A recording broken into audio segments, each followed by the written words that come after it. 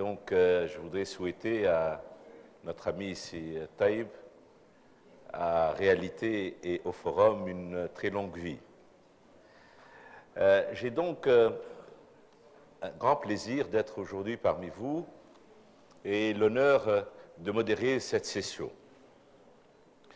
Notre session va débattre d'un sujet, je crois, important, qui porte sur l'avenir du pays. Il s'agit des grands projets structurants. Alors, comment peut-on définir les grands projets structurants? Quelle est leur importance dans la structuration de l'économie du pays, notamment dans ses différentes dimensions, cette économie, sa dimension sectorielle ou de filière, ou dans sa dimension de structuration de l'espace territorial dans le pays.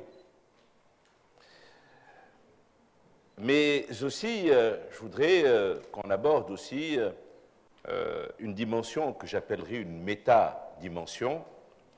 Et la question est, quel est le rôle de ces projets structurants, comme expression et de la vision à plus de modernité, à un approfondissement de l'insertion de l'économie du pays dans l'économie internationale.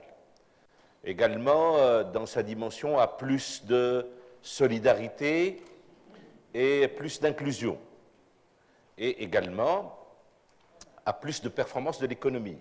Quel est le rôle de ces grands projets pour être des moteurs de la croissance, mais comment est-ce que ces grands projets peuvent favoriser, c'est un choix aujourd'hui exprimé par le pays, favoriser le passage d'une économie low cost à une économie autour d'activités à plus grande valeur ajoutée.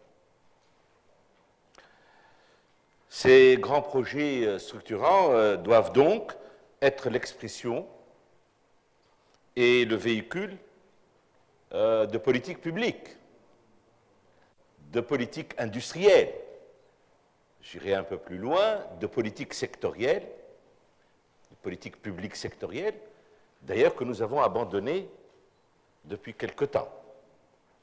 Ça devrait être également la vision, notre vision de l'aménagement du territoire. C'est quoi cet équilibre régional? Tout le monde en parle, mais autour de quel choix précisément? Est-ce que nous allons créer de l'emploi et de l'activité, je mets ça entre guillemets, à chaque coin de rue? Ou est-ce qu'on est plutôt ces grands projets structurants pour structurer l'espace territorial autour de pôles d'attractivité régionale? C'est ça les choix importants que nous devons comprendre. Il ne s'agit pas simplement de lister un ensemble de projets sans que ce soit dans un cadre, et dans un contexte et dans une vision de politique publique. Et dans tout cela, bien sûr, il va falloir qu'on se pose la question, quel est le rôle du secteur privé, quel est le rôle du secteur public, et quel est le rôle du partenariat public-privé. Les grands projets structurants sont certainement une opportunité de développer le partenariat entre le public et le privé. Alors, quels sont également les prérequis pour réussir? Pour réussir dans le processus de choix de ces grands projets, notre cher ami député tout à l'heure a parlé du grand projet du port en eau profonde et le choix qui a été fait autour d'Enfida. Quels sont les processus de choix aujourd'hui? C'est important. Et quels sont les processus de réalisation? Je veux dire par là, quel type de gouvernance doit-on adopter pour gérer, choisir et gérer ces grands projets structurants? Malheureusement, juste une parenthèse, on s'attendait à ce que nous rejoigne aujourd'hui Lotfi Bensessi, qui devait nous parler en particulier des grands projets structurants publics, mais aussi du type de gouvernance que l'État se propose, que le gouvernement se propose d'adopter pour réussir. Enfin, il existe aujourd'hui des expériences d'autres pays qui peuvent nous inspirer. Voilà donc un ensemble de questions. Je ne crois pas avoir épuisé toutes les questions autour de ce thème. Pour y répondre, donc, nous aurons le plaisir d'écouter d'abord si Hichem Loumi, qui est premier vice-président de l'UTICA et président de COFICAP, et donc qui va aborder pour l'essentiel le rôle du secteur privé et du rôle du partenariat public-privé dans ces grands projets structurants. Je sais aussi que si Hichem nous parlera certainement de politique sectorielle, de politique de filière.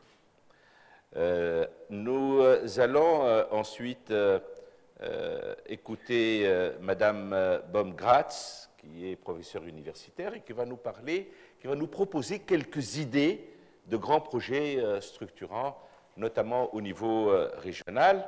Et nous terminerons les interventions par celle du professeur Abdeljelil Bedoui, à ma droite, qui est économiste, qui est un homme politique et qui nous présentera un cas, une expérience, celle du Maroc. Alors, je voudrais, avant de passer la parole à nos amis, d'abord dire que Madame Salma Loumi s'excuse de ne pouvoir être parmi nous. Elle a été appelée à un conseil ministériel urgent ce matin et donc ne pourra pas être avec nous. Il était donc prévu qu'elle fasse une intervention conclusive. Également, notre ami Radi Meddeb qui s'excuse puisqu'il a été également appelé à une réunion urgente avec le chef du gouvernement. Et donc, il s'excuse de ne pas être avec nous. De Carthage, l'initiative du président de la République, quand il a réuni un ensemble de grands groupes et qui ont annoncé de grands projets privés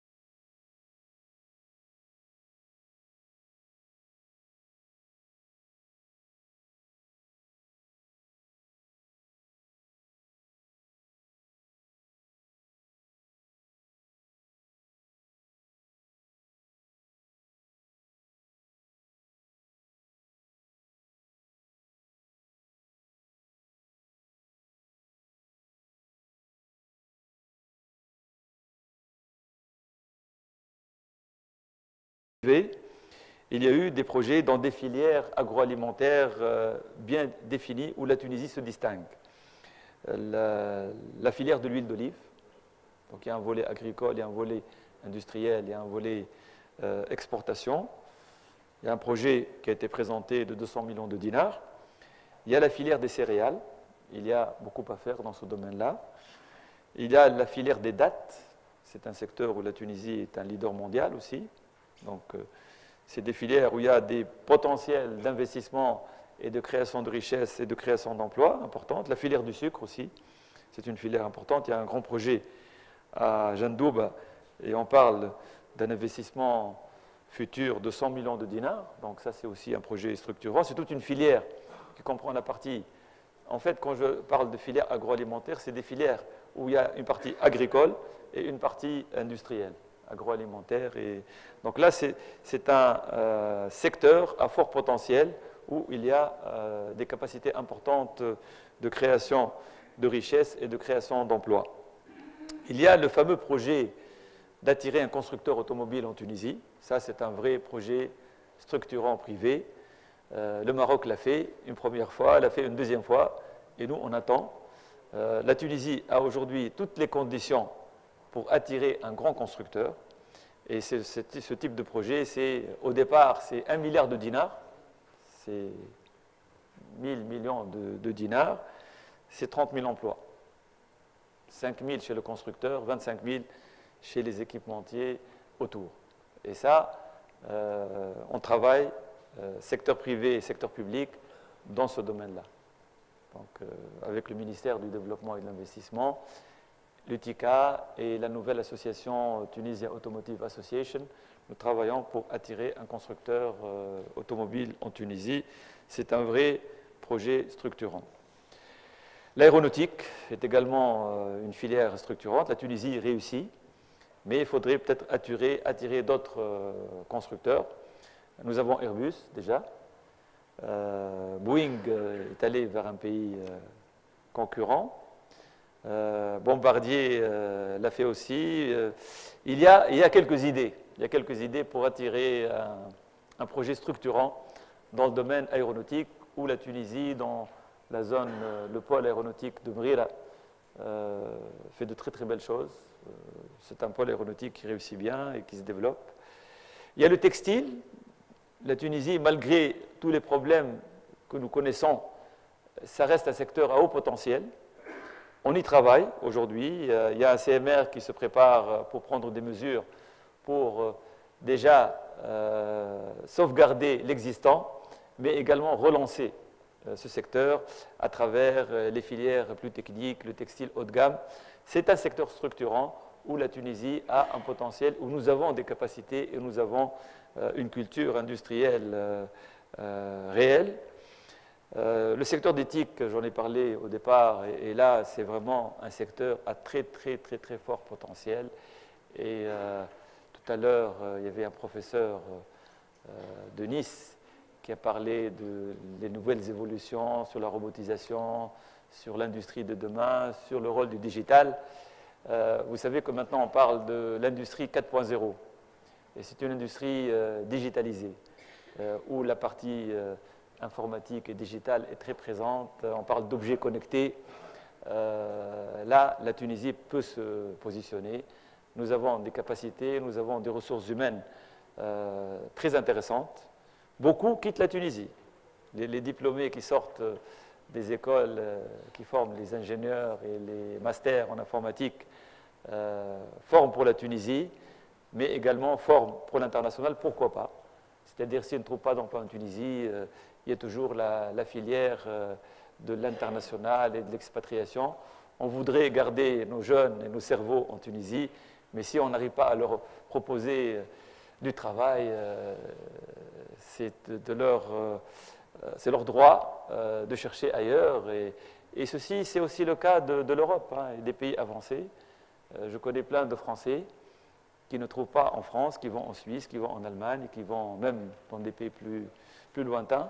Donc il faut être mobile. Les entreprises sont mobiles, mais également les compétences doivent être mobiles. Et nous avons cette richesse tunisienne des compétences, des jeunes, il faut qu'on leur trouve du travail, il faut qu'on leur permette de s'épanouir, de se développer.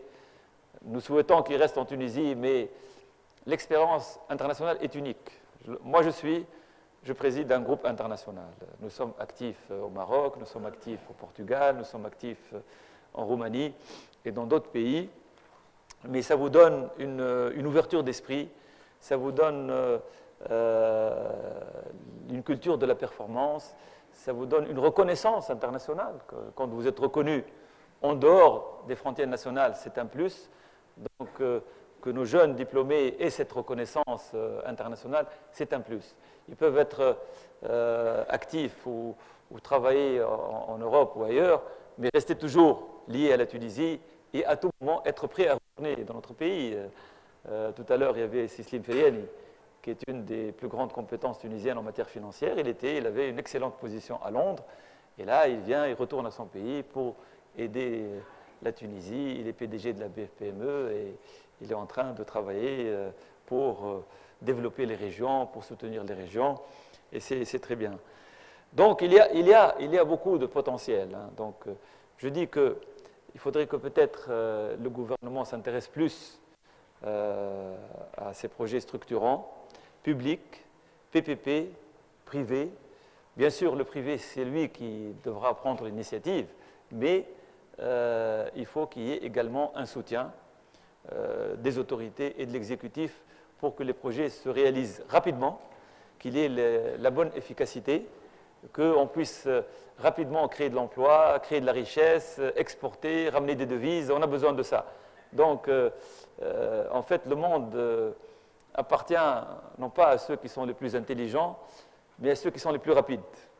Parce que nous ne sommes pas seuls, hein. Nous sommes dans une concurrence féroce avec des pays.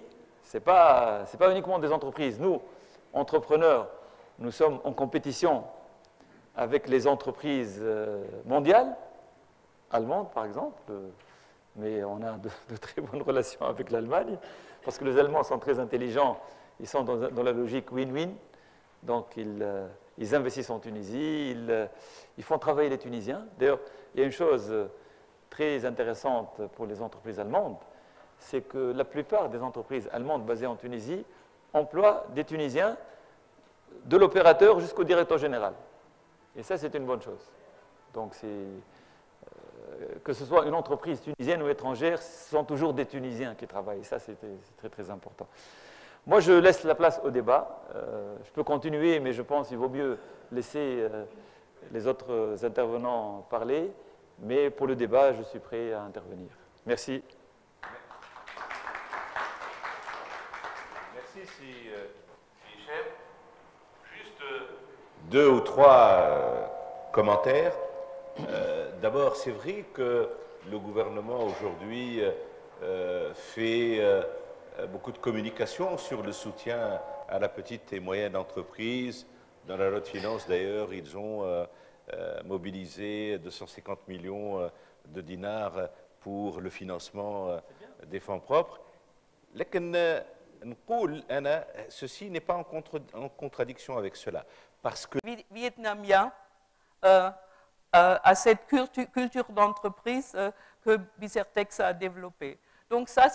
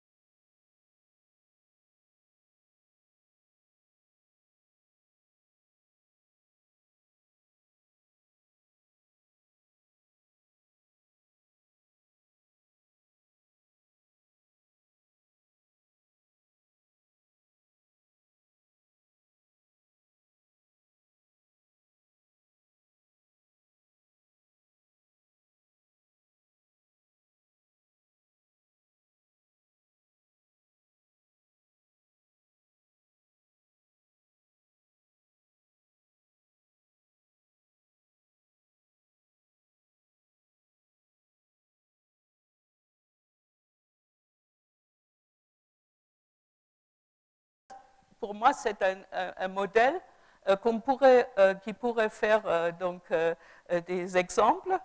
Et une chose qui est à critiquer est que les salaires ne suivent pas encore vraiment. C'est-à-dire, ils sont toujours au tarif minimum.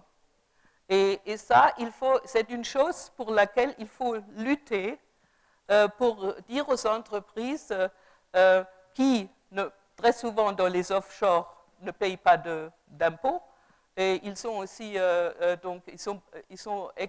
exonérés de la taxe exportation-importation. Donc, l'État tunisien ne gagnait pas beaucoup d'argent avec eux. Donc, il pourrait renoncer à un peu plus de profit et augmenter les salaires et pour justement établir ce que vous avez dit tout à l'heure, une plus grande solidarité, une plus grande justice à l'intérieur de la population tunisienne. Et il pourrait aussi utiliser cet exemple pour éventuellement faire des formations dans les autres secteurs.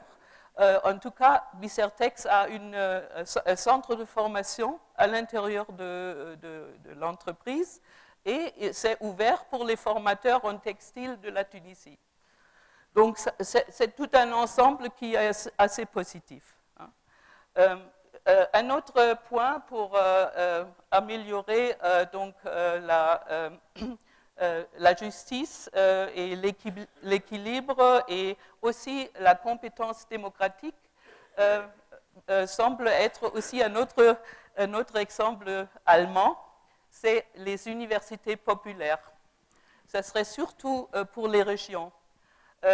C'est des universités qui sont ouvertes à toute la population. Il n'y a aucun certificat demandé pour rentrer dans ces universités. Tout le monde peut participer, aussi les gens qui n'ont jamais été à l'école, les analphabètes, etc., de tous les âges. Ça, c'est une formule très, très, très pertinente et ça augmente aussi la cohérence des populations parce qu'ils peuvent venir de tous les secteurs, de tous les âges, etc. Ils peuvent échanger aussi leurs expériences et donc apprendre à travailler ensemble. J'ai visité des modèles qui ont été réalisés à l'aide de l'association allemande Deutscher Volkshochschulverband. Donc, c'est l'association des universités populaires en Allemagne qui a co-développé avec les Marocains un concept pour le Maroc. Et il y a 7 réalisations déjà dans différentes villes que ça fonctionne très, très bien. J'ai le concept ici en langue française. Si ça intéresse, je peux le passer à vous pour éventuellement le faire étudier. Ça me tient à cœur parce que l'autre aspect, c'est la démocratisation du pays. Aller aux urnes et donner sa voix, ce n'est pas la démocratie. La démocratie, c'est la responsabilisation, c'est la compétence à participer à l'évolution du pays. Et ça s'apprend, ce n'est pas du tout donné. Et donc, ce n'était pas non plus dans la logique de ce qui s'est fait en Tunisie avant. Il faut donc donner une formation à la participation. Et ça pourrait être aussi un objet qui est traité par ces universités populaires. Ça veut dire qu'il faut aussi pouvoir s'organiser soi-même. Il ne faut pas seulement attendre que l'État prête tout. Il faut être autonome. Et là, je viens à un exemple que j'ai vu par hasard ce matin à la télé française, qui vient de l'agriculture. Hier, j'ai critiqué cette agriculture qui est soumise aux entreprises étrangères, agrobusiness qui exploitent la terre et qui ne font pas attention à la terre et qui, par exemple, comme Monsanto, vendent la semence génétiquement transformée et le glyphosate donc, comme pesticide. Donc ça, ce n'est pas l'agriculture que je considère bien pour la Tunisie et pour les régions. Une agriculture différente me semblerait beaucoup plus pertinente. C'est une agriculture régionalisée qui produit pour le local et qui a un marché local. Et l'exemple français, c'était des agriculteurs français complètement frustrés parce qu'ils ne gagnaient rien sur le marché européen, parce que les prix, la compétition des prix, même en Europe, est tellement féroce qu'ils ne peuvent plus survivre. Donc, ils se sont mis ensemble et ils ont acheté un supermarché local. Et maintenant, ils produisent localement donc des produits bien, des produits régionaux qui ont du goût, et pas les tomates à l'européenne qui n'ont plus aucun goût. Malheureusement, en Tunisie, ça a commencé aussi. Ça m'a beaucoup choqué. De toutes les façons, ils produisent des produits du terroir et ils le vendent dans ce supermarché et ça marche très bien. Il y avait déjà beaucoup de Français d'autres régions qui sont allés venir donc de voir cet exemple. Donc ça serait aussi une idée pour les Tunisiens parce que là, il y a plus de transport, on peut vendre au local et le surplus, on peut le vendre bien sûr dans toute la Tunisie. Hein. Et on peut retourner à la qualité. Et ça, c'est mon dernier point. Il faut miser sur la qualité. Et la qualité des fruits et des légumes est perdue dans les fruits et légumes exportés de l'Union européenne vers d'autres pays au monde ou consommés en Europe. Donc, ça ne nous plaît pas. Hein. C'est pour ça que le marché bio s'est développé énormément. Et je pense que les Tunisiens auraient une possibilité de miser plus sur le marché bio. L'huile d'olive bio tunisien est très bien vendue, par exemple, en Allemagne. Donc, moi, je pense que ça serait une bonne chose. Et dernière remarque, ça serait le tourisme. Le tourisme aussi, je pense, était dans une mauvaise pente, même avant la Révolution, parce qu'on a misé sur la masse des touristes. Là aussi, on peut développer des produits de qualité à un prix plus élevé, mais qui est payé quand le produit est bien. Et donc, il faudrait réfléchir comment on pourrait présenter une autre façon. C'est ce que Lilia a dit tout à l'heure. Une autre façon de faire du tourisme ici qui serait beaucoup plus adaptée aussi au goût et aux besoins, par exemple, des Européens. Voilà, merci. Merci, Madame Baumkratz. Bon, vous avez cité un certain nombre d'exemples, en fait, de développement de produits qui peuvent être des avantages distinctifs de la Tunisie. Je voudrais insister sur quelque chose, c'est que l'avenir de la Tunisie et des régions à l'intérieur du pays, c'est de s'intégrer à l'économie internationale. Croire qu'on va produire seulement pour la région et pour les besoins de la région. Moi, j'ai été à un certain moment de ma vie dans un système où on donnait des agréments industriels, tu te rappelles, Hichem, et on faisait des études très sophistiquées pour